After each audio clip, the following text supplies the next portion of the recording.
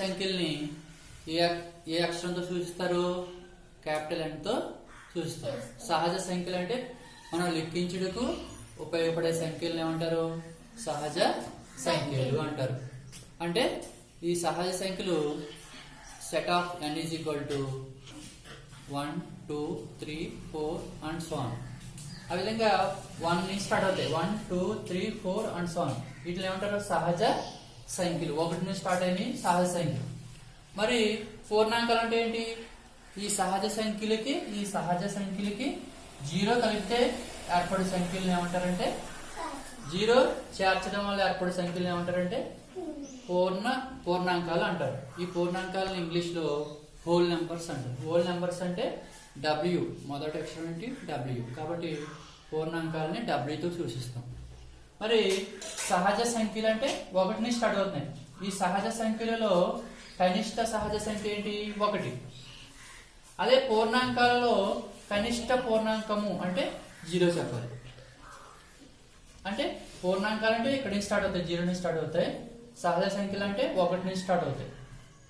ఈ విధంగా అంటే ఇక్కడ ఈ పూర్ణాంకాల్లో కానీ ఈ సహజ సంఖ్యల్లో కానీ మనకి -1, -2, -3 ఈ నెంబర్స్ మైనస్ లో ఉన్న నెంబర్స్ లేవు.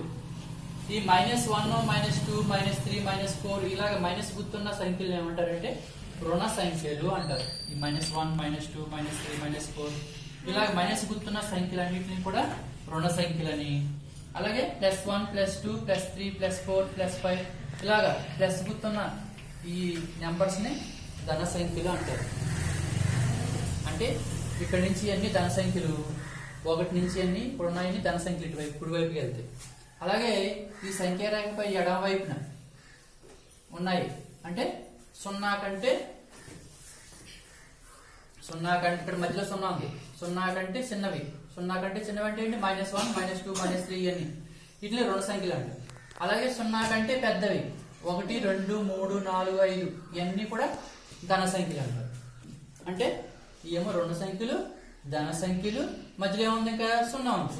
ఈ మొత్తం కలిపి అంటే ధన సంఖ్యల్ని, రుణ సంఖ్యల్ని, ఈ 0 ఇవన్నిటిని కలిపి మనం ఏమంటామంటే పూర్ణ సంఖ్యలు అంటాం. పూర్ణ సంఖ్యలు ఇంగ్లీష్ లో ఇంటీజర్స్ అంటారు. చూడండి ఇక్కడ పూర్ణ సంఖ్యల నిర్వచనం: 0 కంటే పెద్ద సంఖ్యలను ధన సంఖ్యలని. ఆల్రెడీ చెప్పుకున్నాం. 0 కంటే పెద్దగా ఉన్నాయి, కుడివైపుకి వెళ్ళి కొద్ది పెద్దగా ఉంటాయి. ఈ పెద్ద వైపు ఉన్న సంఖ్యలన్నీ 0 కంటే పెద్దవైన ఈ సంఖ్యలన్నింటినీ కూడా ధన సంఖ్యలు అంటారు. అలాగే 0 కంటే చిన్న సంఖ్యలను ఏమంటారు? రుణ సంఖ్యలని అంటారు. అంటే 0 కంటే చిన్నవి ఇటువైపు ఉన్నాయి, ఎడమ వైపు. -1, -2, -3, -4 ఈ మైనస్ గుర్తున్న సంఖ్యలన్నీ కూడా రుణ సంఖ్యలు అంటారు. అలాగే ఈ ధన, రుణ మరియు 0ను కలిపి పూర్ణ సంఖ్యలు అంటాం. అంటే ఈ ధన సంఖ్యలని, ఈ రుణ సంఖ్యలని, ఈ 0 ఈ మొత్తం అన్నిటిని కలిపి ఏమంటారంటే పూర్ణ సంఖ్యలు అంటారు. పూర్ణ సంఖ్యలు ఇంగ్లీష్ లో ఇంటీజర్స్ అంటారు. ఓకేనా? ఈ పూర్ణ సంఖ్యలని ఏ అక్షరంతో సూచిస్తారు? Z అనే అక్షరంతో సూచిస్తాం. అంటే Z is equal to -3, -2, -1, 0, 1, 2, 3, 4 and so on. అలా ఇక్కడ -1, -2, -3, -4, -5, -6 ఇలాగ అండ్ సో ఆన్. ఇంకా ఇటువైపు నెంబర్స్ ఉంటాయి. అంటే మనకి పూర్ణ సంఖ్యలు అంటే ధన సంఖ్యలు ఉంటాయి, రుణ సంఖ్యలు ఉంటాయి, 0 ఉంటుంది. మరి ఈ ధన సంఖ్యలు ఉన్నాయి కదా, ఈ ధన సంఖ్యలనే మనం సహజ సంఖ్యలు అంటాం. ఈ ధన సంఖ్యలకి 0 చేర్చడం, సహజ సంఖ్యలకి 0 చేర్చడం వల్ల ఏర్పడిన ఈ సంఖ్యలు ఏమంటాం అంటే 0 నుంచి 1, 2, 3, 4, 5 ఈ సంఖ్యలు ఏమంటాం మనం? పూర్ణాంకాలు అంటాం. అంటే పూర్ణాంకాలకి రుణ సంఖ్యలు అంటే -1, -2, -3, -4 ఈ రుణ సంఖ్యలను చేర్చడం వల్ల ఏర్పడే సంఖ్యలు ఏమంటారు? పూర్ణ సంఖ్యలు అంటారు.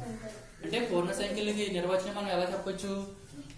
ధన సంఖ్యలు, రుణ సంఖ్యలు, 0 ఈ అన్నిటిని కలిపి మనం పూర్ణ సంఖ్యలు అనొచ్చు. లేకపోతే ఇంకో విధంగా ఎలా చెప్పొచ్చు? పూర్ణాంకాలకి, ఇక్కడి నుంచి పూర్ణాంకాలు, ఈ పూర్ణాంకాలకి రుణ సంఖ్యలు కలపడం వల్ల ఏర్పడే సంఖ్యలను పూర్ణ సంఖ్యలు అంటారు. మనం క్లియర్గా గుర్తుంచుకోవాలి. పూర్ణ సంఖ్యలు అంటే ధన సంఖ్యలు ఉంటాయి, రెండు సంఖ్యలు ఉంటాయి, జీరో ఉంటుంది. పూర్ణాంకాల్లో రుణ సంఖ్యలు ఉండవు. పూర్ణాంకాలు ఎక్కడి నుంచి స్టార్ట్ అవుతాయి? జీరో నుంచి స్టార్ట్ అవుతాయి. 0, 1, 2, 3 అండ్ సో ఆన్. కాబట్టి పూర్ణాంకాల్లో కనిష్ట సంఖ్య, కనిష్ట పూర్ణాంకం అంటే 0 చెప్పాలి. అదే సహజ సంఖ్యలలో కనిష్ట సహజ సంఖ్య, కనిష్ట సహజ సంఖ్య అంటే ఏం చెప్పాలి? 1 చెప్పాలి. కనిష్ట సహజ సంఖ్య అంటే ఏం చెప్పాలి? 1 చెప్పాలి. కనిష్ట పూర్ణాంకం అంటే ఏం చెప్పాలి? 0 చెప్పాలి. మరి పూర్ణ సంఖ్యల్లో కనిష్ట పూర్ణాంకం కానీ, కనిష్ట పూర్ణ సంఖ్య కానీ, గరిష్ట పూర్ణ సంఖ్య అని చెప్పగలమా? చెప్పలేం. ఇటు చూసినా ఇలా వెళ్తూ ఉంటాయి, పెద్ద బిగ్ నెంబర్స్ ఇటు అన్నీ ఉంటాయి. అలాగే చిన్నవి -1, -2, -3, -4, -5, -6 అంటే కనిష్ట సంఖ్య చెప్పలేము, గరిష్ట సంఖ్య చెప్పలేము. దేనికి? పూర్ణ సంఖ్యల్లో. పూర్ణ సంఖ్యలో కనిష్ట సంఖ్య చెప్పలేము, గరిష్ట సంఖ్య చెప్పలేము. కానీ మనం సహజ సంఖ్యలలో కనిష్ట సంఖ్య చెప్పగలం, గరిష్ట సంఖ్య చెప్పలేము.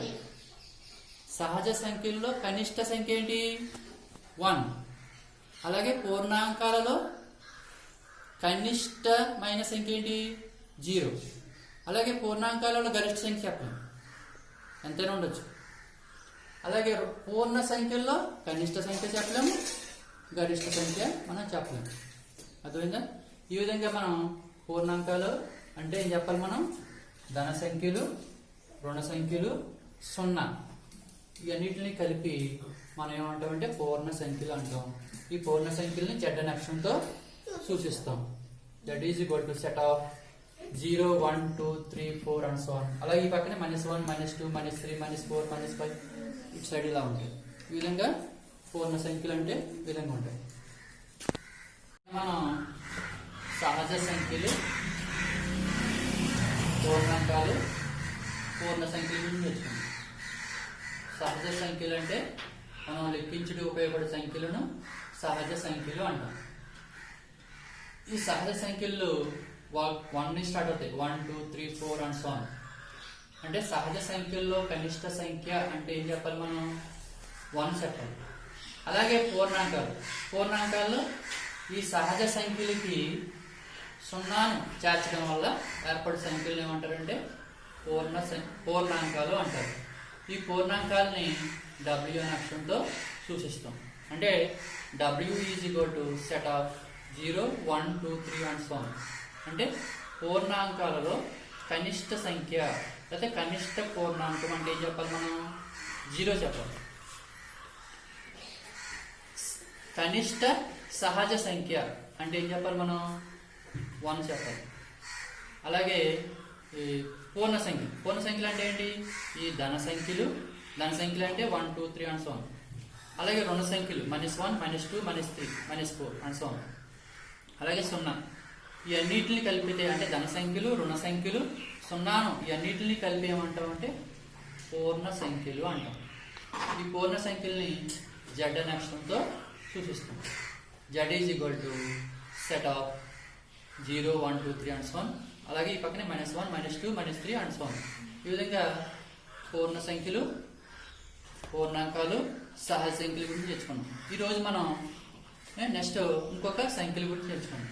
ఆ సంఖ్యలు ఏంటంటే ఇక్కడ చూడండి, ఒక నెంబర్ తీసుకుందాం, 6 తీసుకుందాం. ఈ 6ని 2 చేత డివైడ్ చేస్తే అంటే 2 చే భాగించామనుకోండి, ఎన్ని టైమ్స్? 1, 2 సార్ 2, 2 2 సార్ 4, 3 2 సార్ అంతా 6. 6లో 6 క్లోజ్ చేసాం అనుకోండి, 0. అంటే శాసం ఏమొచ్చింది? ఇక్కడ శాసం 0 వచ్చింది. అంటే ఈ నెంబర్ని 6 ఇక్కడ 6 తీసుకున్నాం, 6ని 2 చే భాగిస్తే ఎంత వచ్చింది? శాసం 0 వచ్చింది.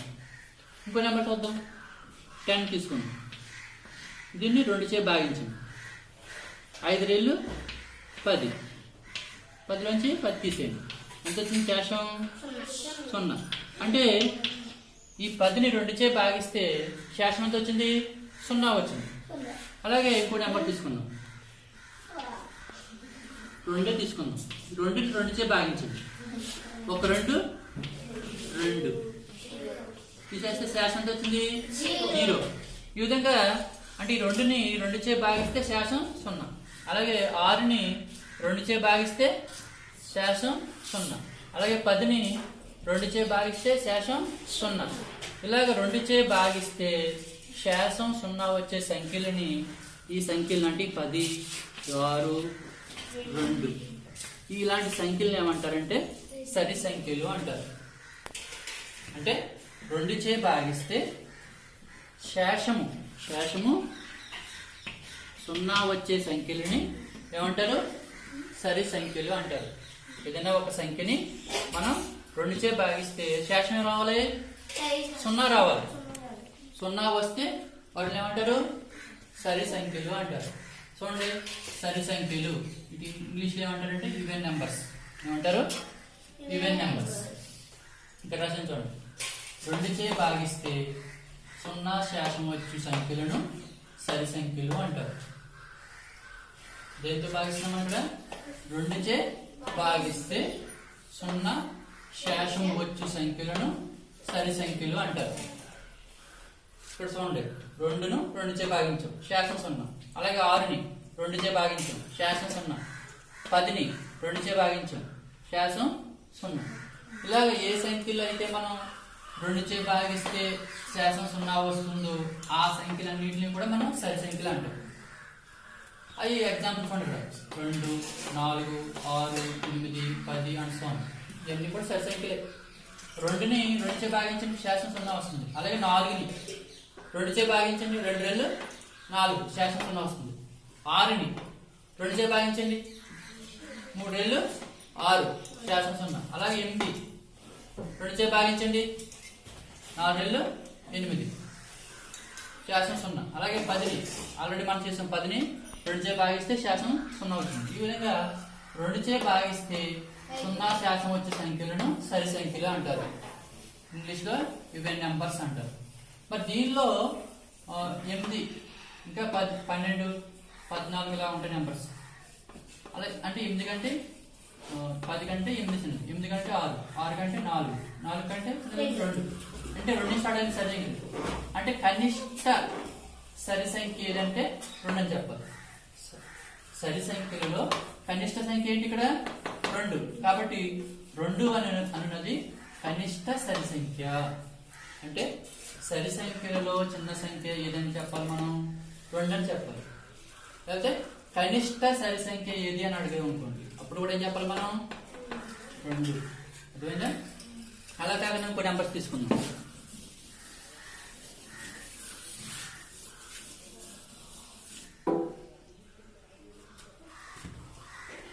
3 తీసుకుందాం.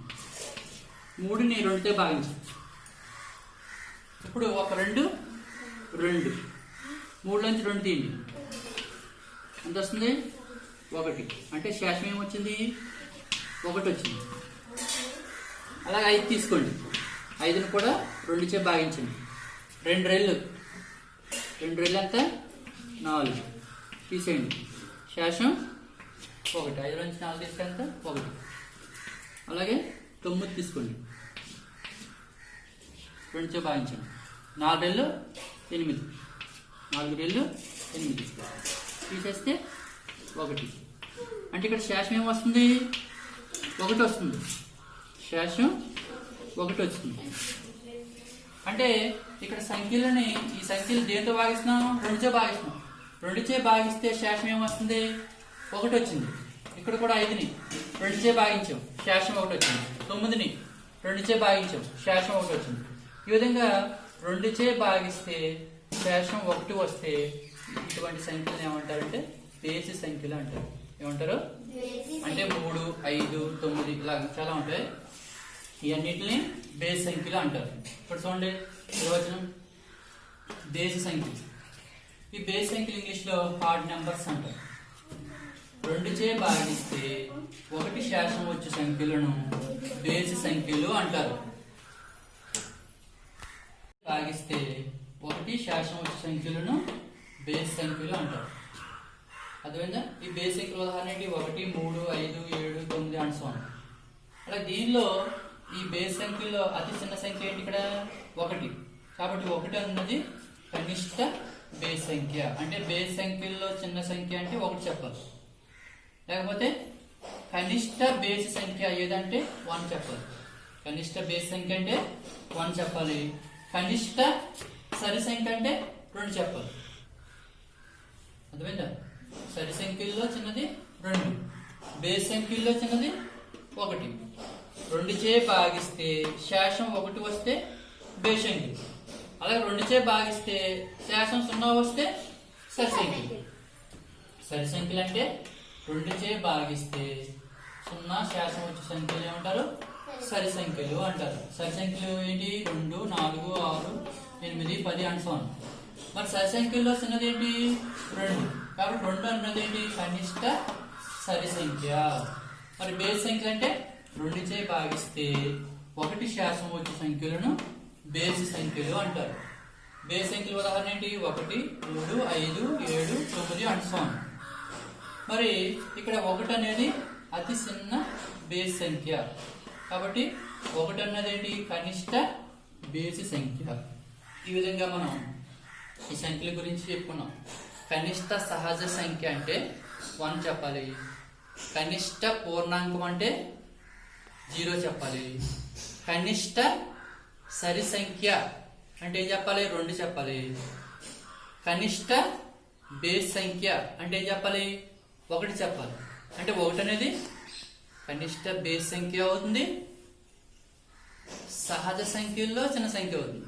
కనిష్ట సహజ సంఖ్య అన్న 1 చెప్పాలి. కనిష్ట బేస్ సంఖ్య అన్న 1 చెప్పాలి. 1 ఆన్సర్ 1. అర్థమైందా? కాబట్టి మనం కన్ఫ్యూజ్ అవ్వకుండా బాగా గుర్తుంచుకోవాలి. కనిష్ట సహజ సంఖ్య అంటే ఎంత? సహజ సంఖ్యల్లో చిన్న సంఖ్య అంటే ఎంత చెప్పాలి? మనం 1 చెప్పాలి. పూర్ణాంకాలలో కనిష్ట సంఖ్య, కనిష్ట పూర్ణాంకం అంటే ఏం చెప్పాలి? 0 చెప్పాలి. సహజ సంఖ్యలలో కనిష్ట సంఖ్య అంటే ఏం చెప్పాలి? 2 చెప్పాలి. బేస్ సంఖ్యలలో కనిష్ట సంఖ్య అంటే ఏం చెప్పాలి? 1 చెప్పాలి. అంటే కనిష్ట బేసి సంఖ్య అంటే 1 చెప్తాం. కనిష్ట సరి సంఖ్య అంటే 2 చెప్పాలి. ఈ విధంగా మనం సంఖ్యల గురించి చెప్పుకున్నాం. నెక్స్ట్ మరికొన్ని సంఖ్యల గురించి నెక్స్ట్ నేర్చుకున్నాం. Thank you.